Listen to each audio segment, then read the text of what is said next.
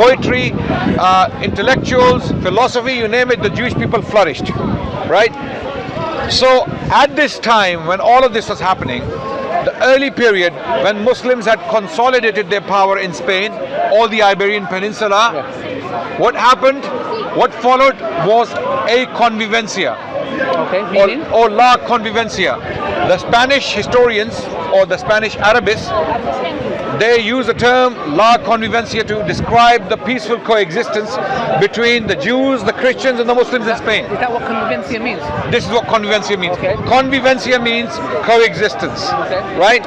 So during this period of convivencia, following Muslim conquest, Jews, Christians and Muslims came together and they lived in peace. From this peace came a sort of golden age. Okay. Works of science, literature, philosophy were taught, studied. A civilization was born in Islamic Spain.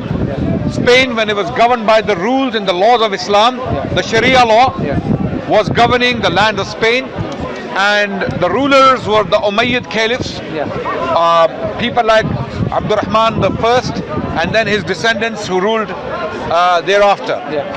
So during this period, having seen the Muslim civilization, the fruits of Islam and the Muslim civilization, many Christians from Spain, they started to convert to Islam in droves, in large numbers, in hundreds of thousands. Where are you getting this information from? This is coming from history, books such as Jessica A. Coop. She has written a book. Which book? The Martyrs of Cordoba. I'm assuming she's a Muslim. No, she's not Muslim. She's not a Muslim. She is a historian, and she has published this book in the US for the University of Nebraska. And the book is titled The Martyrs of Cordoba. And she is an American lady. I don't know, she's not a Muslim to my knowledge. Her name is Jessica A. Coop. She has put all these things I'm talking about in the book. And she states that many Christians, they became inclined to Islam because of the beauty of Islamic culture and the simplicity of Islam as a religion and the simplicity of the Muslim theology and Muslim philosophy. So there was a man called Paul Alvarez in the 9th century. He wrote his basically his frustration down on paper. He was frustrated about what he saw in Christians. So they were reading the Islamic literature, dressing up like Muslims, absolutely, converting to Islam. Paul Alvarez, who was writing at the time when Martyrs of Cordoba came about, or when they suddenly appeared in Cordoba, in Spain. Cordoba was the capital of the Muslims in Spain, right? So in Cordoba, this man called Paul Alvarez in the 9th century, he wrote that the Christian youngsters are reading Muslim books, Muslim theology, Muslim philosophy, and they have learnt the Arabic language. They can write better poetry in the Arabic language than the Arabs can. So they have become completely Arabized, and the next consequence is that many of them are converting to Islam. Right. Just saying that, it just resonates something. 2 weeks ago I was having a discussion with Bob, and he said to me that I said, I bet you hate people coming to Islam. He said, I actually hate it. Like he said that he hates the fact that people, the Christians here, they come to Islam. We'll come to this later. Okay.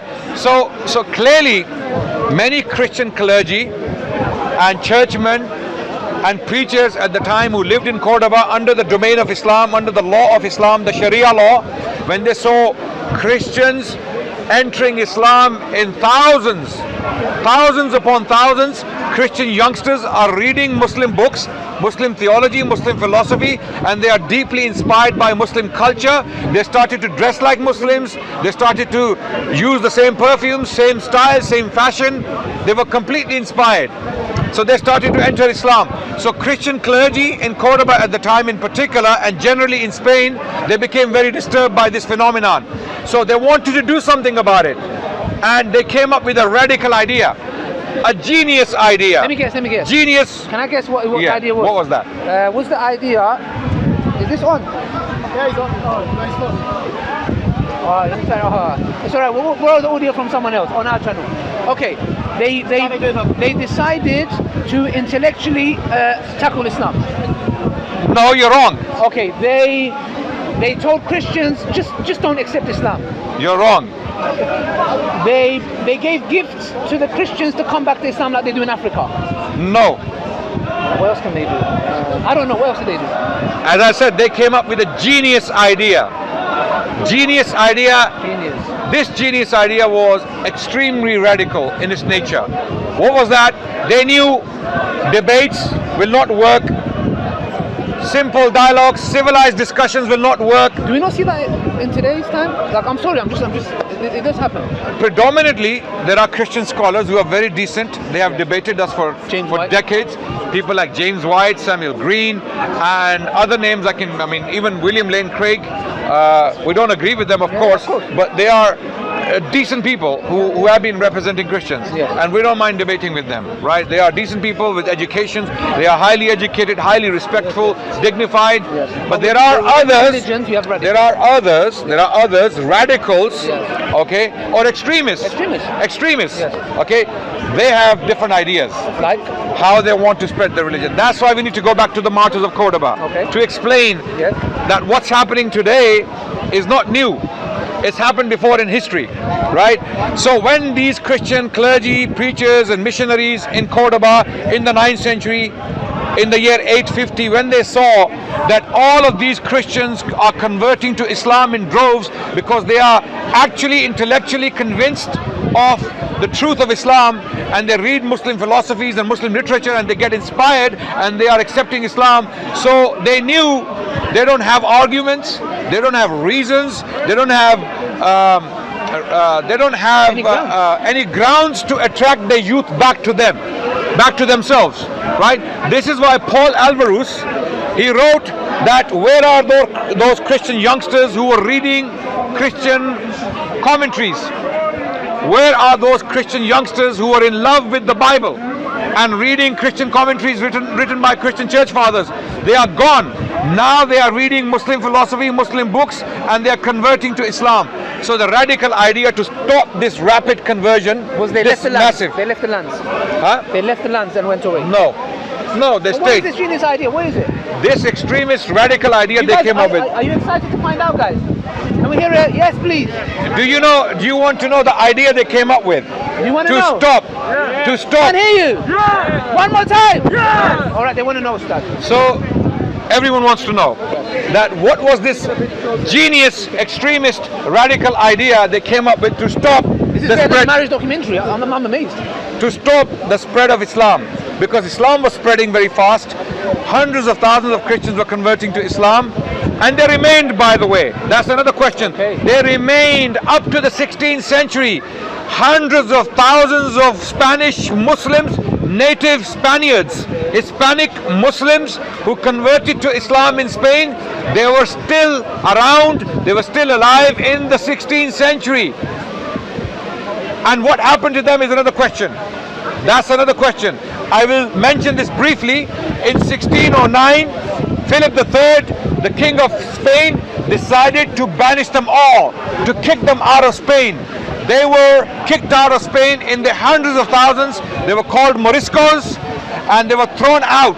So they went to Morocco, they went to Algeria, and those who had more money, they could go to Ottoman lands with the Jewish people, by the way. Even the Jewish people were thrown out of Spain because the Spanish government at the time, the Catholic government, feared the Ottomans. The Ottomans were not very far, so they feared a rebellion from within because these people were still Muslims, Spanish, Hispanic, native Spanish Muslims. And they converted to Islam very, very, very long ago. The period we are talking about, the time of the martyrs of Cordoba. So who are the martyrs of Cordoba? What was the radical idea? What was it? The radical idea was that now that these Christians are converting to Islam, we cannot reason with them. We cannot convince them about Christianity. Trinity doesn't make sense. They know the Bible doesn't make sense in many ways, right? So how do we attract them back to our Christianity? So they came up with this genius, evil genius, right? Right. The radical idea. The idea was that they will now, to gain sympathy from Christians who are inclined to Islam, to gain sympathy from them, they will go into Muslim crowds into Muslim courts, into Muslim areas, and they will stand in the middle of the crowds and insult the Prophet. They will curse the Prophet of Islam, which was illegal in Spain at the time due to the Muslim law. The Muslim law, the Islamic law, does not allow the insulting of any prophet, not only Prophet Muhammad, any prophet. So what happened as a result? They knew the state will come heavy upon them. The state will take action. They will be arrested, they will be put on trial, and they will be punished for this crime, because this was a crime. So what happened with the Christians who were still inclined to Islam? They condemned these extremists. They said these radicals and extremists, they don't represent us. They have nothing to do with us. We love our freedom. We love our literature. We are happy with the Muslims. We have no problems. These bunch of extremists are a very few people. And they were not more than about 50 to 100 people. These martyrs or these radicals or extremists at the time, they were not more than 100 people. So they came up with this genius, evil genius idea to disrupt the peace, to disturb the peace in Cordoba, because they wanted to gain sympathy from the Christians. So they did this. They went to these courthouses in front of the Qadi, in front of the Muslim judge. They would insult the Prophet of Islam. The Qadi, the Muslim judges, had realized the game they're playing.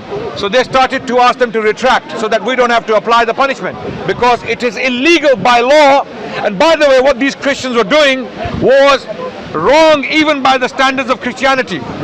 Because in the Bible, in the New Testament, if these Christians were really serious about their religion, they would have read in the New Testament where Jesus is supposed to have said, render unto Caesar what is Caesar's, render unto God what is God's. In other words, okay, leave the law. In fact, even Paul's writings also suggest that the Christians must follow the land of the law. Sorry, the law of the land. The law of the land, right? But these Christians were going against the law of the land. They were disturbing the peace, right? And they started to make these speeches. They went in public, and then some of them were punished by the state because the law did not allow what they were doing, because they persisted, and their plan was very well discussed and well known to that small group of people. They knew what they were doing. They knew the result they wanted, but they failed miserably. They went on for about 9 years, from 850 to 859. In these 9 years, some of them were punished by the state, and they did not gain any sympathy from the Christians of Spain. The Christians of Spain continued to convert to Islam, and their disturbance, their jealousy, their burning with zeal against these conversions did not work, and their evil genius idea did not work. They burnt themselves out. And they burnt themselves out, basically. Okay, so for 9 years they existed. This is a very important book you must read. It is written by Jessica A. Coop.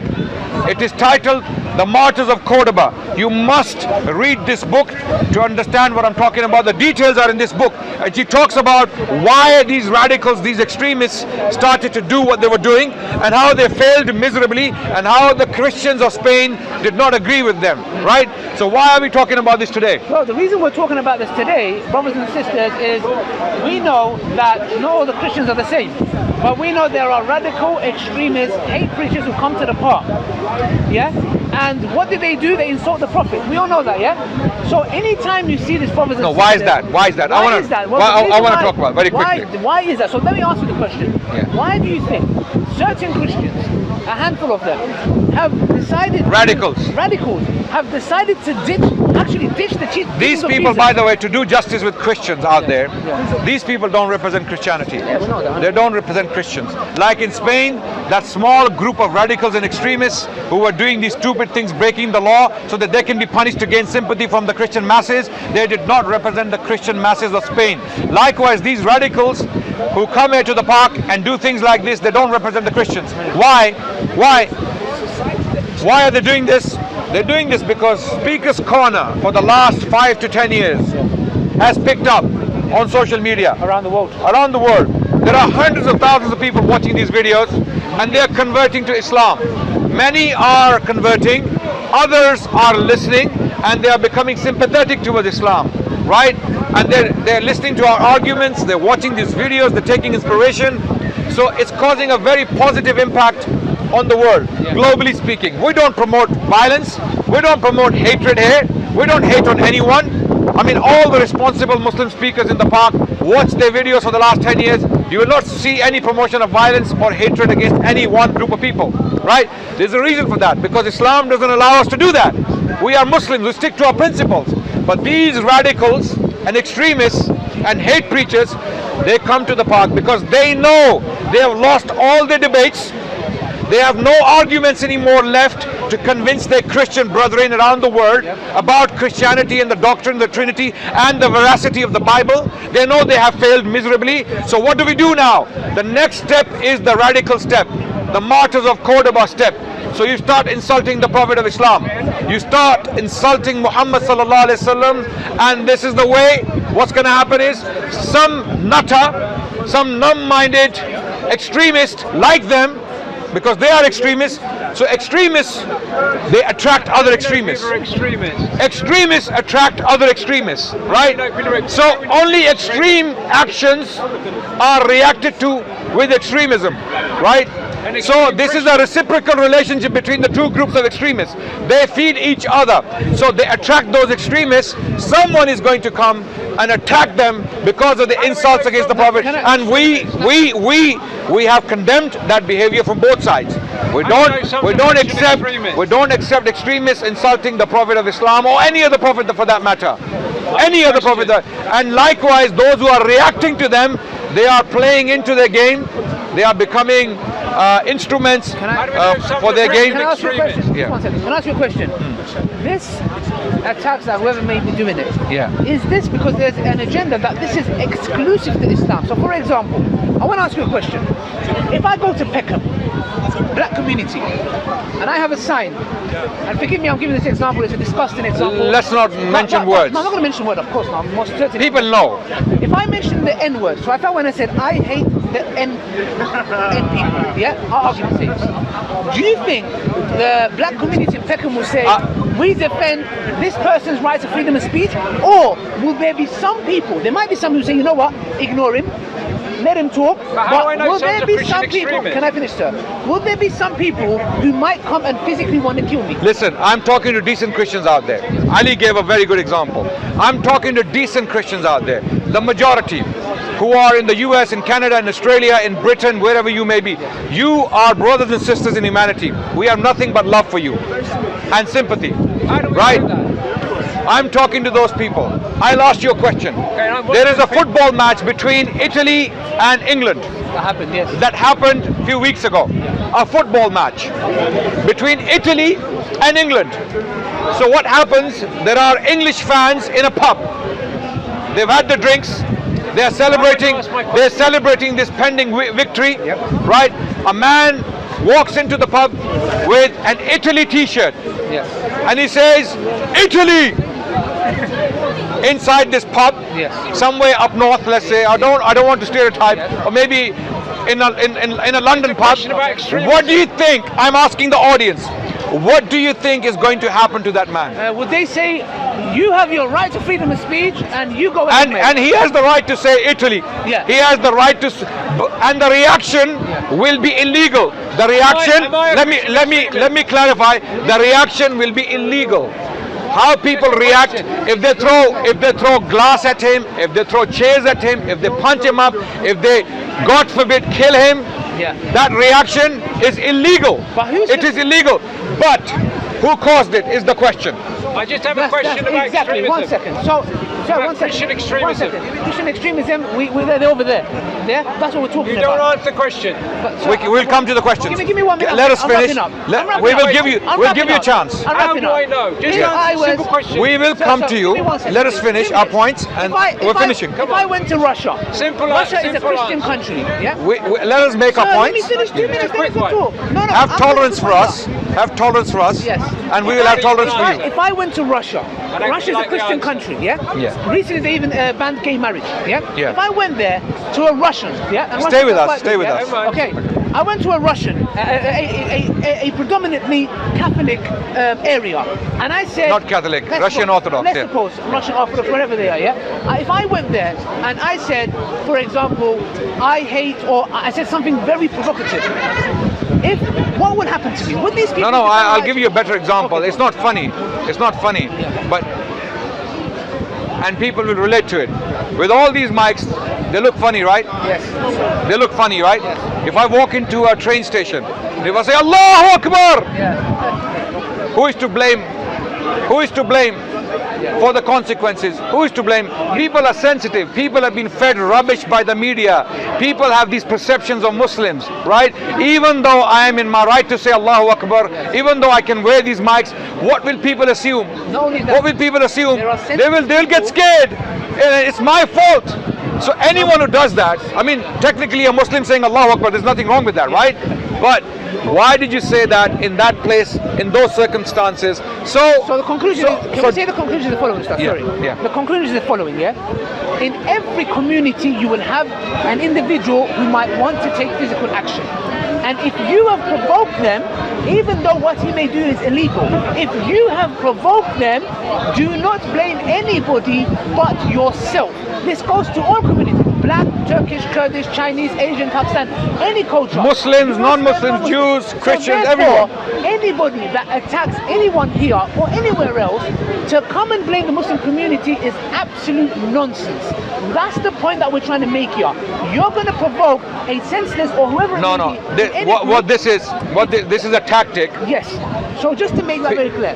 People are provoking, without mentioning names, people are provoking, and there are people getting provoked, right? And they are both feeding each other, and the overwhelming majority of the people who want to have decent discussions and dialogues in a place like this, they are being blamed, right? So the ones who are provoking and the ones who are being provoked are the same. They are the same. So these are the people, they're doing it for a reason. They are upset about Muslim conversions. They are upset about the spread of Islam. They are upset about Dawah. They want to stop the Dawah. They want to put obstacles in our ways, and we are not intimidated. We're not stopping. We, Muslims like us, we ask Allah, our God, to give us the strength to continue until the day we die.